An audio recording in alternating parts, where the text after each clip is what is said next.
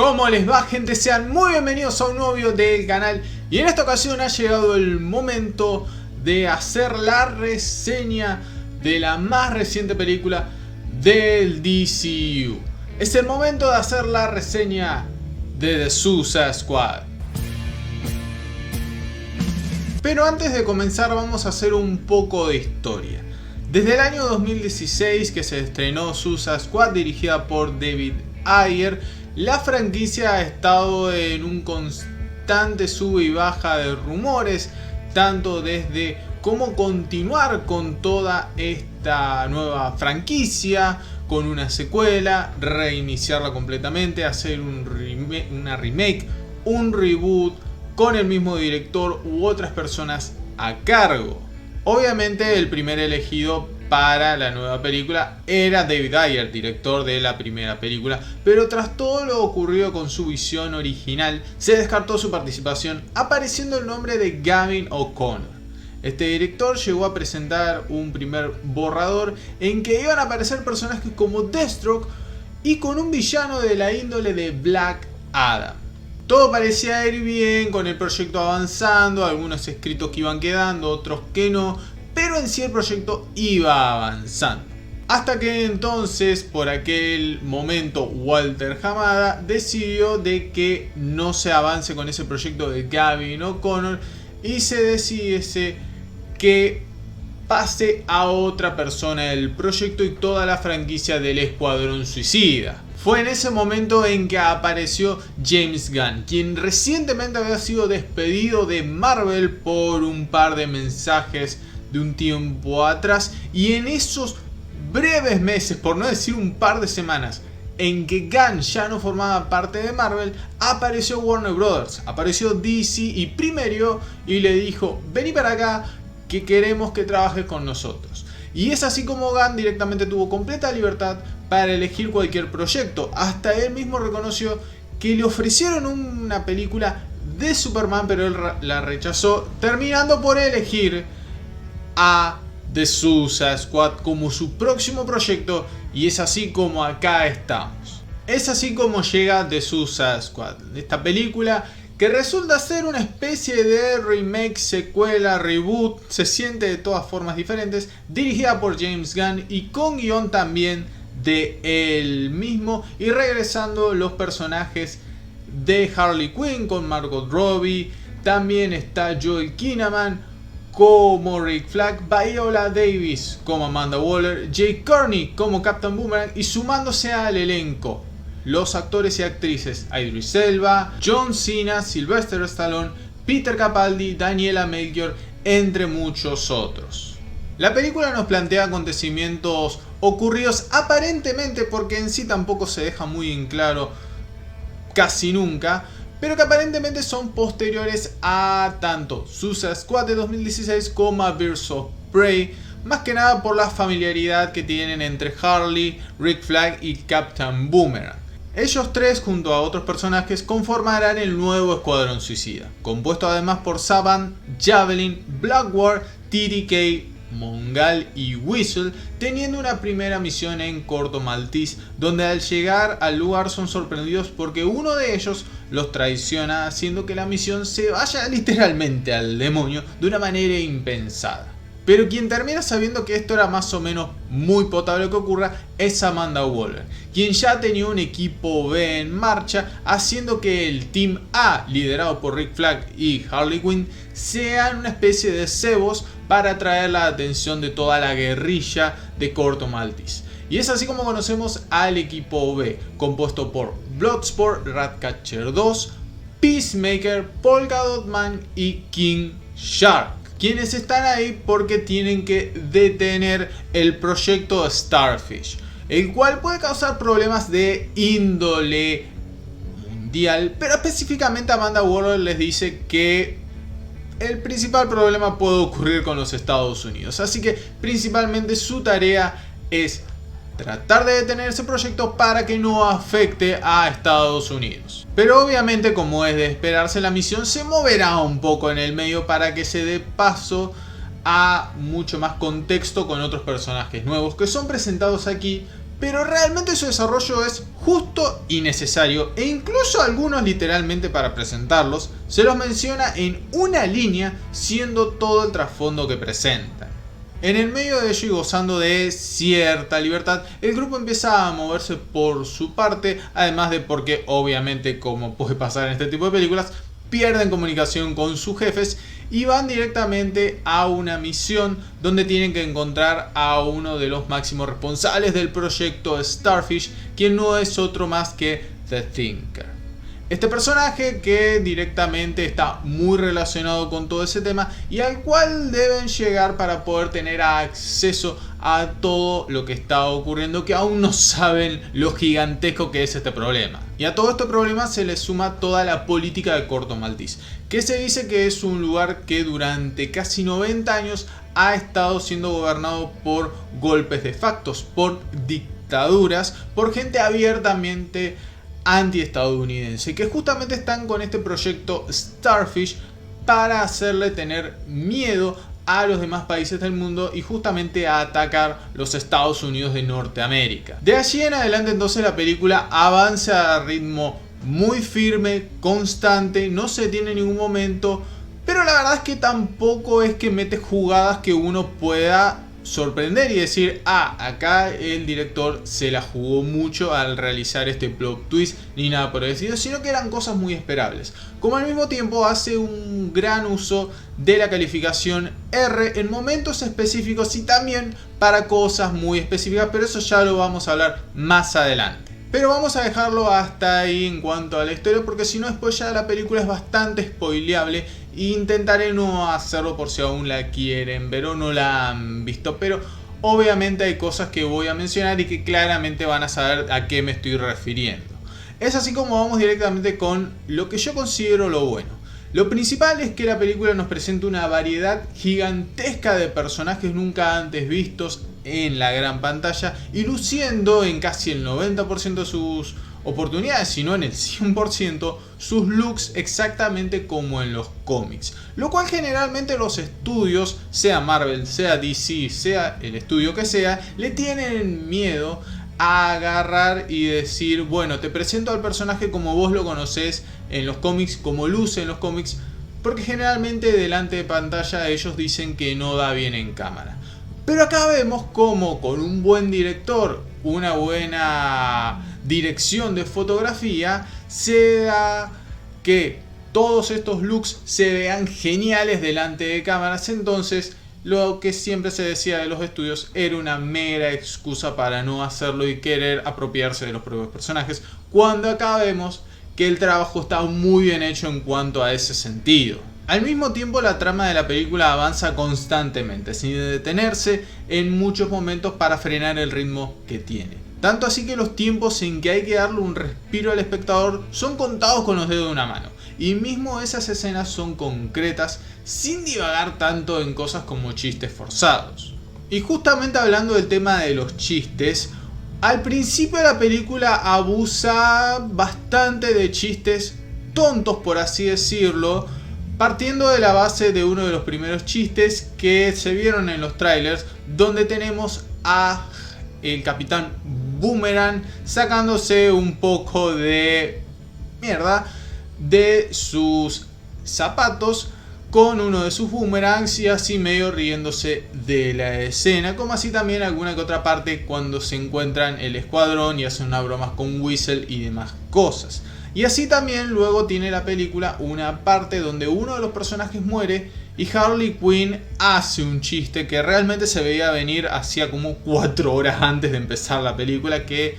iba a hacer ese chiste. Pero de ahí en adelante la película deja ese lado cómico, o mejor dicho, lo mantiene pero de buena manera y elige cuándo hacer los chistes, en qué momento. Y esas elecciones de cuándo hacer los chistes están perfectamente calculadas. No es sobreexagerado el humor, sino que al final termina siendo más drama que humor esta película. Así como anteriormente mencionaba que muchos personajes pasan sin pena ni gloria por la película, solamente teniendo una línea como trasfondo, hay otros que sí poseen un desarrollo más que excelente, saliendo ganando 2 de ellos, como lo son Bloodsport y Ratcatcher 2. Con ambos personajes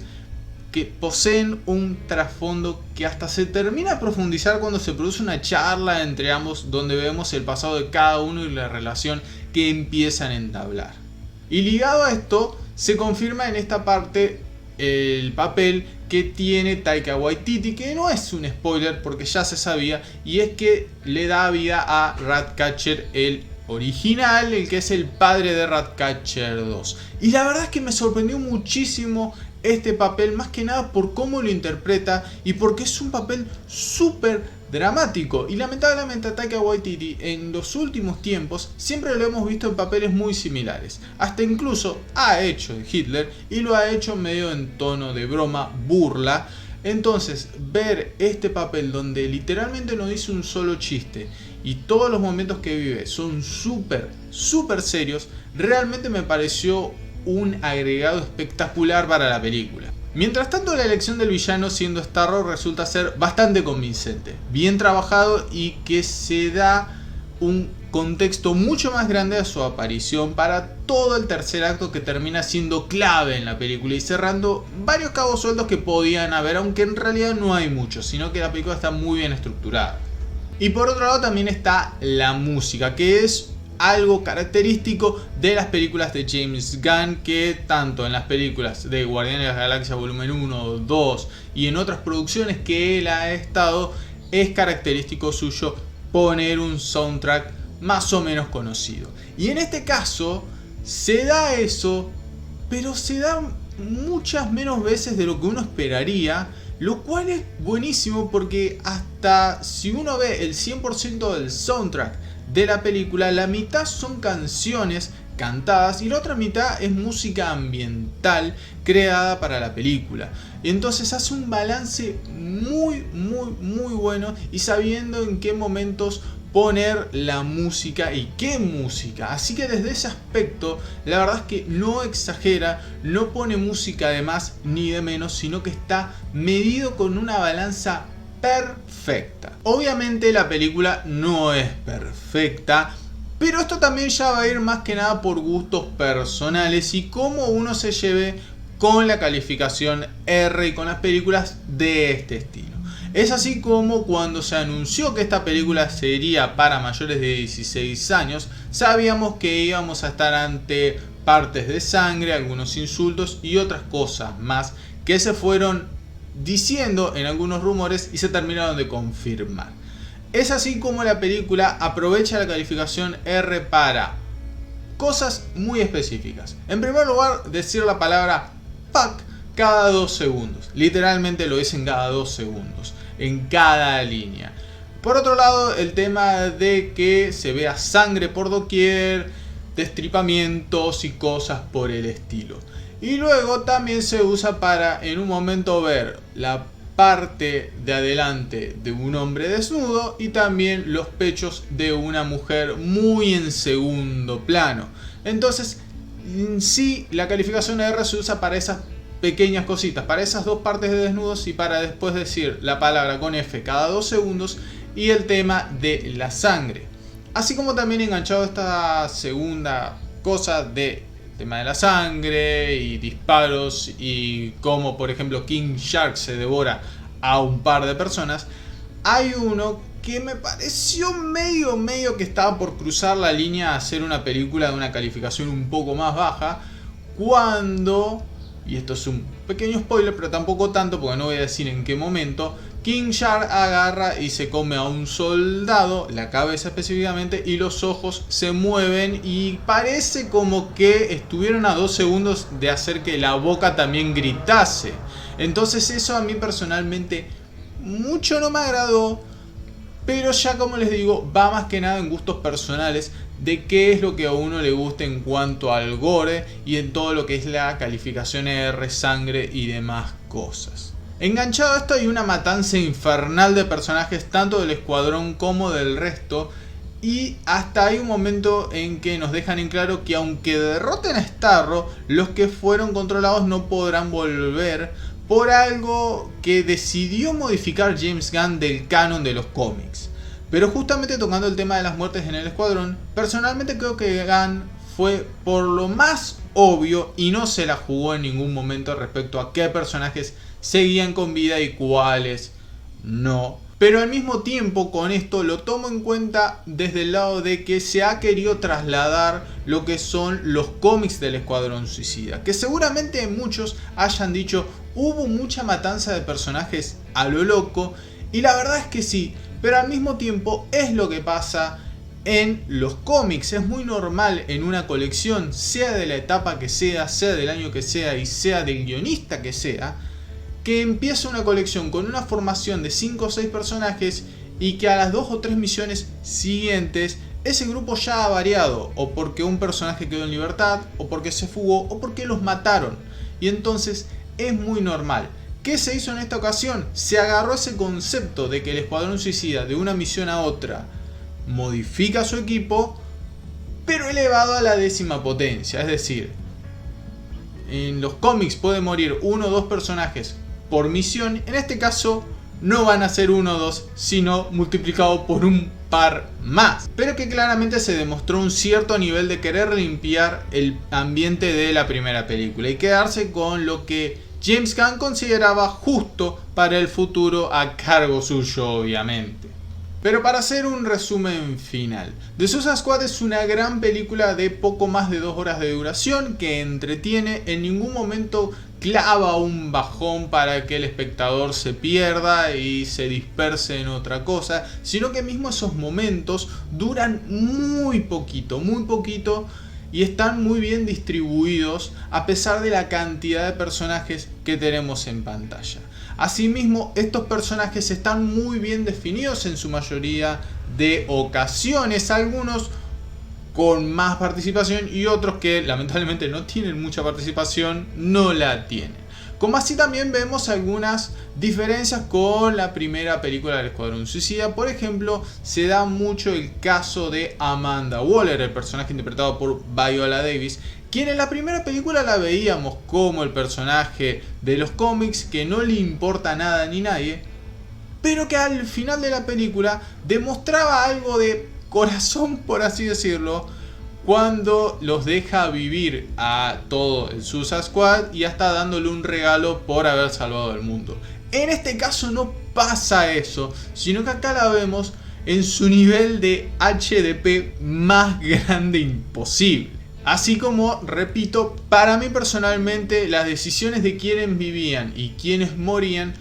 fueron las más obvias, no se la jugó y al mismo tiempo fue por el lado de todos los rumores que se estaban anunciando y no fue por nada que haya sorprendido realmente, pero aún así las elecciones dentro de todo estuvieron bien y se termina entregando una película que en mi caso yo le pondría un 10 si me gustase el género gore, si me gustase ver sangre y tripas cada 2 segundos, pero no soy fanático de eso, entonces por ese aspecto personal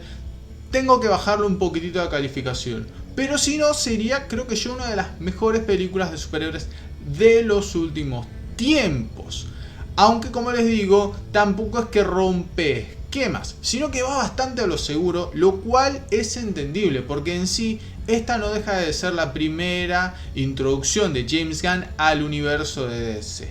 Y ha querido hacerlo de una manera súper concreta, corrigiendo errores que tienen Guardianes de la Galaxia Volumen 1 y especialmente la 2. Y acá corrige todo eso, lo pule para que queda